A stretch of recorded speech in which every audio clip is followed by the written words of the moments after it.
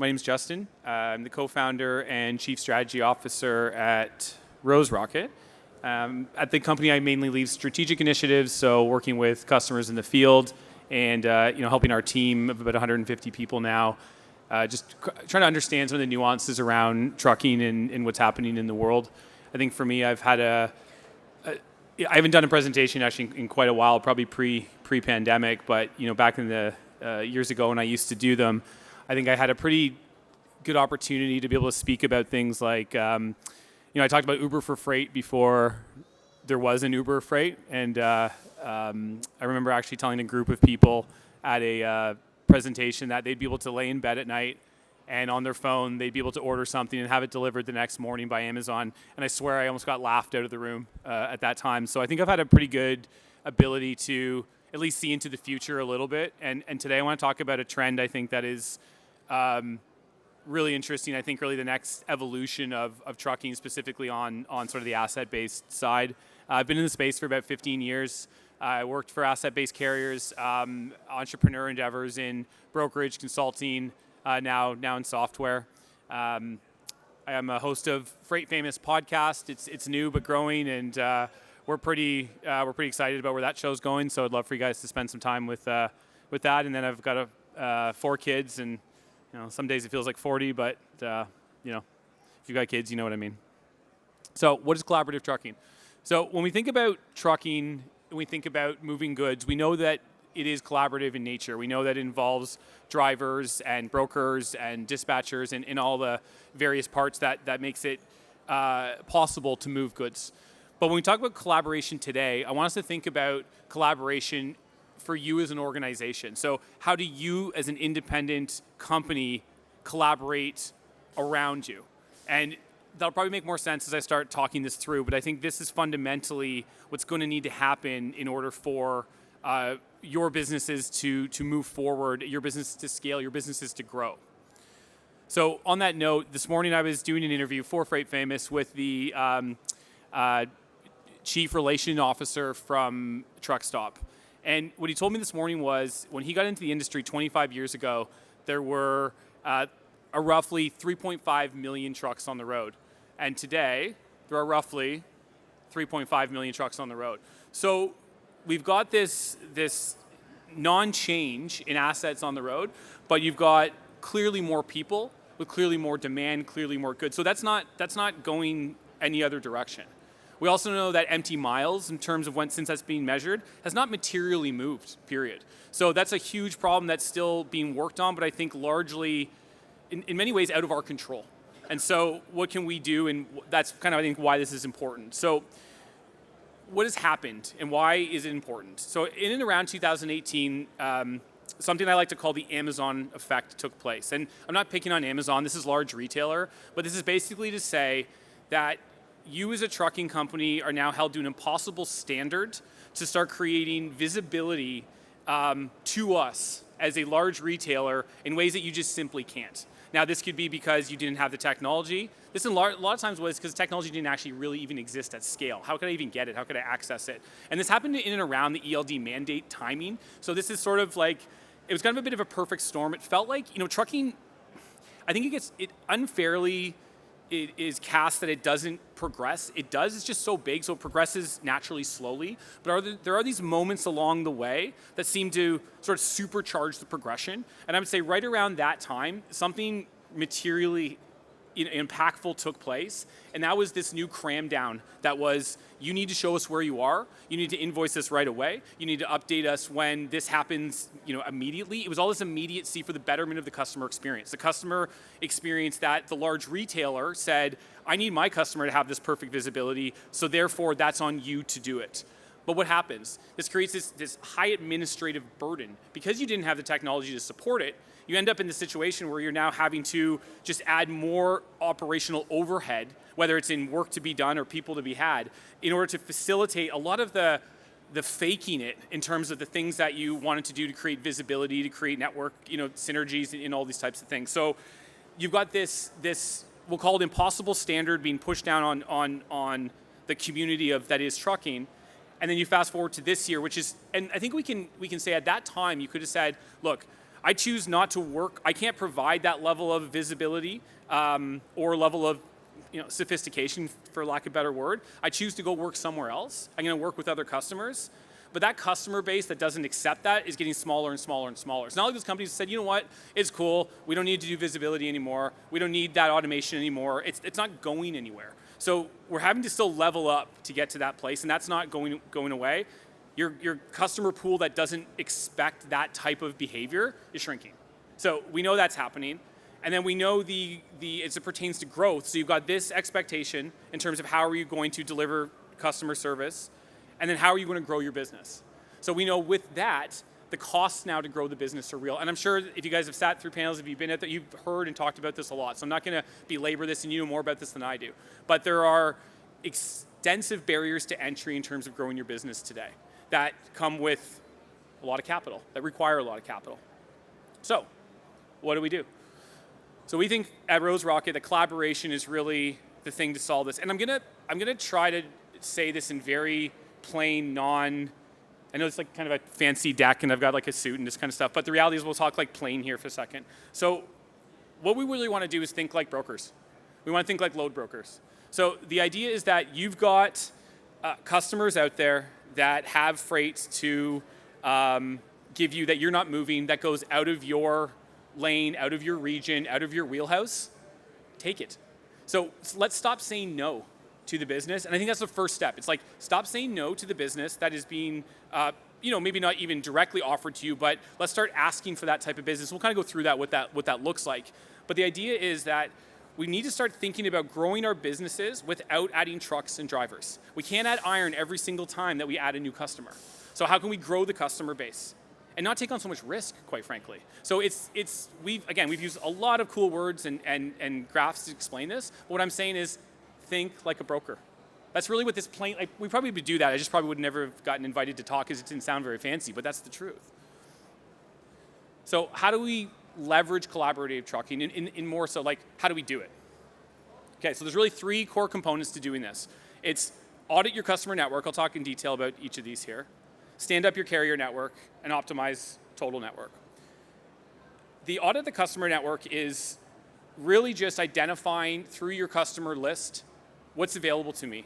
What lanes do you have, Mr. Customer, Mrs. Customer, that I can move for you that I'm currently not doing? And it could be a shipper and it could be a broker. What other work can I do? And I think there's something, I'm going to go off track a little bit on this, but I think this is an interesting byproduct of this.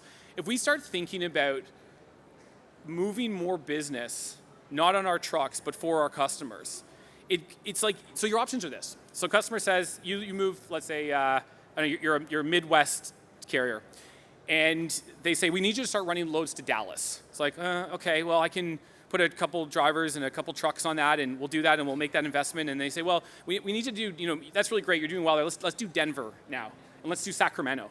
And now all of a sudden you've got this business that's starting to spread kind of thin, and your Sacramento driver calls in sick or quits, and now you've got to replace them with somebody from your core business that you were doing before. And this is where companies start to fail, is they start to scale to a place where they can't cover it and they spread themselves thin. And they end up moving away from their core competencies, which is where they started. And this is what we're all afraid to leave. We don't want to leave the thing we do really well, spread ourselves thin over here, and then this gets dropped when we're on the other side. So we keep this safe. And it's really interesting, this idea that as we can add more business without adding more trucks, we can actually focus more on our core competency. It actually makes us more focused, because this is where we'll add iron, this is where we'll add drivers, this is where we'll focus, and we'll build a fortress around our local area or the area in which that we service. And then we will basically take that and say, anything else that goes outside of there, we're going to scale, and we're going to do it with assets that are not our own. Now, that has some challenges, of course, that's what we're talking about. So the first thing is to do is figure out what lanes are available. And I'm not talking like spot rate. I'm not saying, hey, you have a lane right now, let me go find somebody right now. What do you move on a regular basis? What do you do? Being sort of mindful around the business to say, what can we look at downstream? And then finding those carriers to match against that. So we're going to stand up our carrier network. Who do we know? I was thinking about this slide actually before I came in to do this presentation, and there's less people here than I thought there might be. So I'll say this with possibly not an accurate statement, but I think you'll get the message. Is that in this room right now, If there is a load a lane that you could cover right now, but not on your own truck with someone else, definitely in this building, there's somebody who can do that for you right now. They're here right now. This is a network right here. In fact, every load, every lane can be covered probably in this building right now. And so finding the carriers they're hard for people like me. I don't think it's as hard for people like you. I think you guys are connected. When I say people I just want to be clear on that, like people who are in trucking, who have the trucking companies, because I think you guys are connected and you already know each other. And so it's not try to build an entire national network. You can still be strategic about this, but this is part of a mind shift as much as anything else. This is thinking about saying yes and thinking about growth and scale and moving away from fear and protection. And so that's a little philosophical, but I hope that lands. And I think the last piece, and I think this up until very recently was very, very difficult, if not impossible. This is optimize the network, and this is where you need to bring in technology. You have to. And look, we talked about the Amazon cram down effect. You have to do it anyway. You're being forced to do this thing either way. So look for technology that allows you to connect your third-party carrier that you engage with back to your business, so it feels and looks like your truck. This is really the key. So we're going to go to what would be obvious. And guess what? Rose Rocket builds a TMS that does that. I don't think that's a surprise. This is why I'm standing up here. But I want to talk a little bit about what it does. So let's use an example. We've got a load. We're going to give it to an asset that's not our own, but it's someone we're working with. We can tender them that load in multiple ways. We can use a portal from Rose Rocket that says, just go into your email. Here's the things you need to do. Update us in email. You don't need to log into anything. You don't need to do anything. I just send you the email, the load confirmation. You do that. You can update me in there. I can just give you a mobile app that's connected to Rose Rocket. So as soon as they deliver, they mark that delivered. That shows up delivered in your system. So not only are you not adding more trucks, you're not adding any operational overhead. Because when they do the actions on their side of the products that you've provisioned to them that are very easy, very accessible, we understand it's hard to get people to do things. We've solved for a lot of that. Your orders will start getting populated automatically in your system. Loads will start coming over into your system from other providers. These guys sitting right here told me about this yesterday. Happens to them. They are Rose Rocket customers. They have loads showing up in their TMS that are coming from other Rose Rocket TMS users without anything. There's no phone calls. There's no dispatch. There's no, I don't even know. There's negotiation. I guess that must happen somewhere. But anyway, it's magic. So I think it's the point is there is technology available today. I think we're probably not the only ones. I think we might be, but there's lots of different types of technologies that are enabling cross-business, cross-workflow collaboration now. It could be a Google document that you're just for free, that you're just reading in. I type something in Google and I can see live time when someone else types in it. It could be a Google Doc even, a shared Google Doc. So there are lots of ways to create communication across organizations now, ways that you just couldn't do at scale, a few years ago. And so just a couple quick highlights on what Rose Rocket's done, why this matters and what it helps do. So we talked about the reduction in communication. The phone call reduction is massive. So this is, again, these are orders that are happening system to system. I'm dispatching to you, Mr. Carrier, that comes from my system and lands in your system. We don't have to talk about it. We already know, we've negotiated it, we know what this is. The rate con comes across, it's already all well-established stuff. It works really well in like a contract regular lane environment, really, really well. Order entry, way quicker. Invoicing, way quicker. This is all about, again, scaling the business. I know we've talked about adding trucks is expensive and infinitely doesn't scale because it drives top line, but it does not drive bottom line. Why do I keep adding more and more revenue to the top line, spitting out the same thing on the bottom? So this is about creating bottom-up growth. Who cares about the top line? Honestly, if I'm spitting out zeros at the end of the year, it doesn't really matter what that top line is. I'm a $0 business. So we need to think about impact operationally and how to speed that up. So order entry, invoicing, less actions, more scale, have the partners do the work for us, have the customers do the work for us by giving them portals. Things like that. I guess that's it. Any questions? Yes, sir. Sorry, I can't see. I've got bright lights. Yeah, go ahead, man. No, yeah, I'll repeat your question anyway. Go for it. Yeah.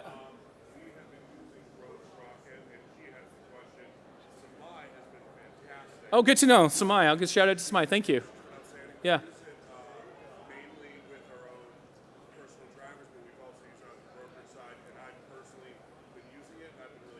Great, thank you.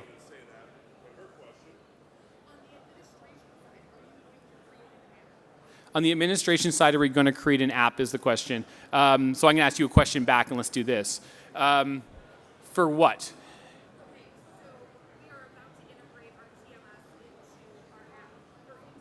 Yeah. Yeah. Yeah. No, no, it's not very well optimized for mobile. Got it. Yeah. Yeah. Yeah. Yeah. Yeah. Yeah. Yeah. Yeah.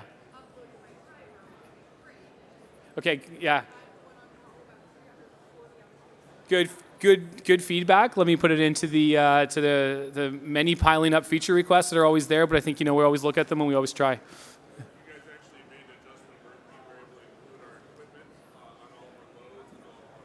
Yeah.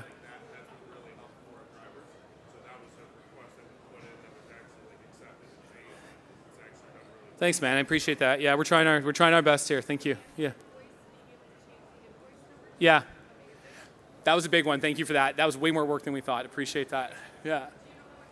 Man, that's amazing. That's why we did it. Yeah. Any questions out there amongst the lights there? Any more Rose Rocket customers who want to tell us how great the product is working for them? That's fun. Yes, I know you guys already did that yesterday. Yeah, yeah. Is that it?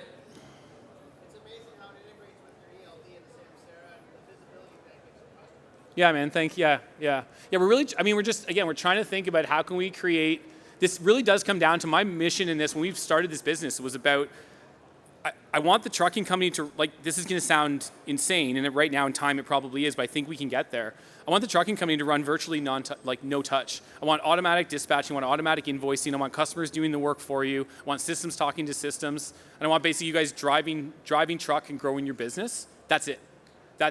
I think we can get to a place where we can eliminate 80% of the tasks you guys do manually today. It's a long way. It's a mission that's driving us, though. We want to get fully autonomous, that you don't hire a single person and you add, 8-digit revenue line items on the top without adding a single body in the back end. We see a world where this is it's soon.